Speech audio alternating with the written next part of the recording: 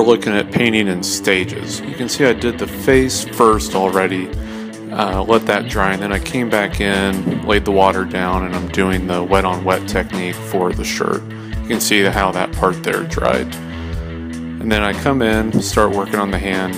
That finger looks like a penis. I promise you it's not.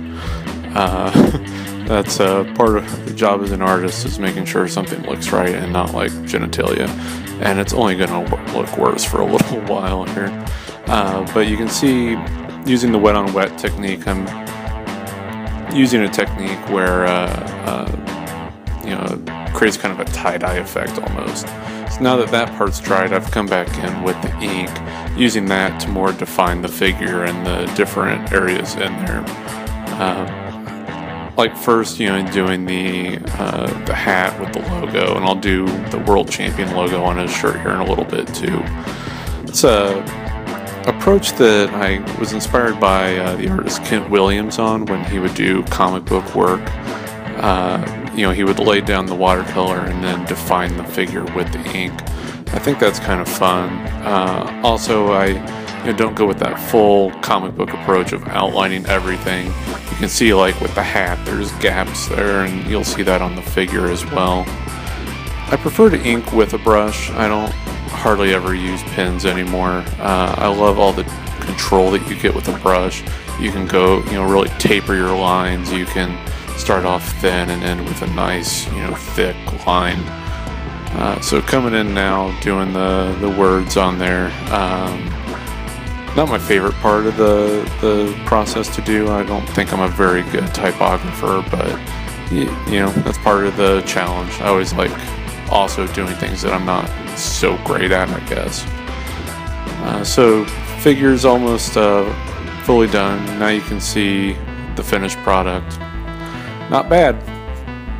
This past weekend I had the pleasure to exhibit at the National Wrestling Hall of Fame Dan Gable Museum for their 2013 Hall of Fame class induction ceremony. I love the museum, not just because they've been so supportive of me. You can see here they've got my art hanging up in the actual museum, which as an artist, that's so cool. But what the organization about is so important. They celebrate not just the history of professional wrestling, but wrestling as a whole.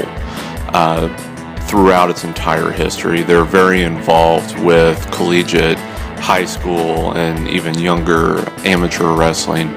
Obviously, it's named after Dan Gable, the Olympic legend. Amazing organization. I'm so proud to be associated with them in whatever small way that I am. Here I am with the legendary Danny Hodge, one of the greatest athletes in history. Not only was he an accomplished pro wrestler, one of the big stars of Mid-South wrestling, but he was also Golden Gloves. He was dominant in the NCAA, and it's great seeing this guy still showing families how to wrestle. Just before we took this picture, a father about my age and his young son, Danny was showing each of them how to do different wrestling maneuvers. It was incredibly cool. Such a nice old guy.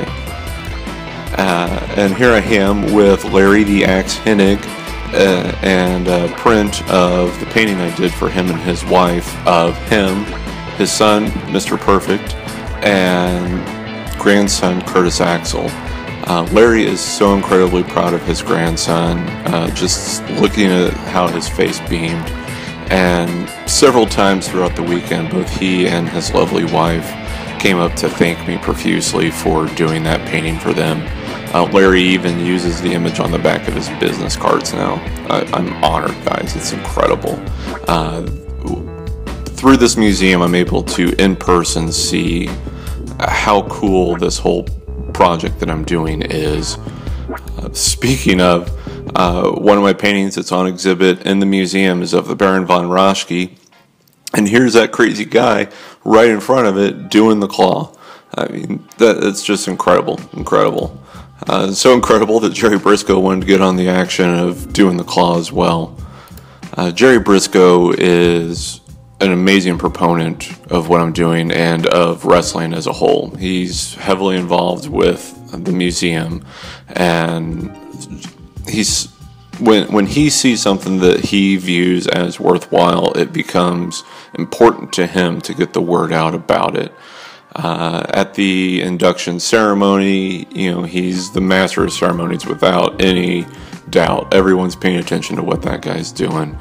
Incredible guy, and I'm glad to count him as a friend. Speaking of friends, here's my very best friend in the world, my wife, Katie, with an autographed 8x10 of Jim Ross. You may recognize that picture because I painted it. Jim uses those for his in-person appearances now. Like, he'll have them for his UK tour that he was telling me several dates have sold out.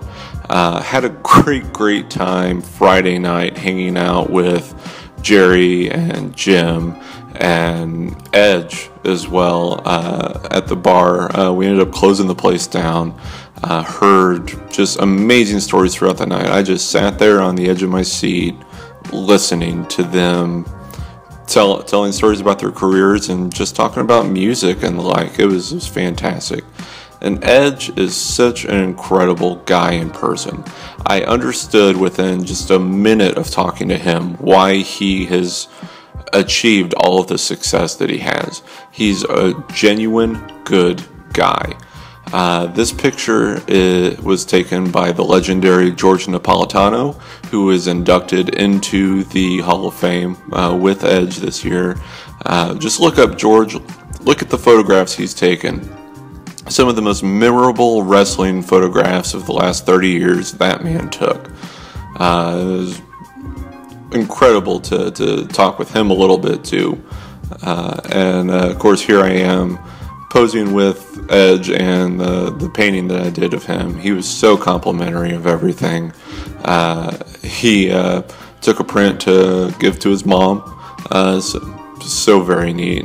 Such a genuine good guy. This weekend is my favorite wrestling weekend of the year, and I invite all of you to attend next year for the ceremony as well.